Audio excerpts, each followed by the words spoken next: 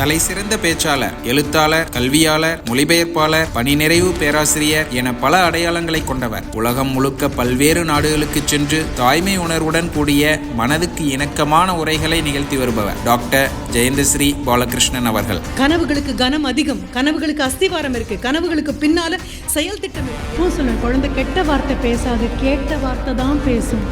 குழந்தை முன்னால வெறும் கண்ணாடி மாதிரி தான் நீங்க சொல்லக்கூடிய அத்தனை வார்த்தையும் உங்க குழந்தை சொல்லும். இது என்னால வாங்கி கொடுக்க முடியாதுன்னு என்ன பக்கத்து வீட்டு குழந்தைகிட்ட போய் சொல்வீங்க, உங்க குழந்தைகிட்ட சொல்றீங்க. இது சொல்லி பழகிட்டீங்கன்னா குழந்தைக்கு தெரியும். ஒரு நிமிஷம் கூர்ந்து பாரு, சென்ட்ரல் ஸ்டாண்டு போட்டு அப்பா சைட் ஸ்டாண்டு போட ஆரம்பிச்சிட்டாரு அப்படின்னா பார்க்க முடியலன்னு அர்த்தம். உங்களுடைய கேடயமும் ஆயுதமும் உங்களுடைய வலி. உங்களுடைய வலியும் வேதனையும் நம்பிக்கையும் துணிவும் தான் உங்களுடைய கேடயம், அதுதான் உங்களுடைய ஆயுதம். ஏன் கேடயம்?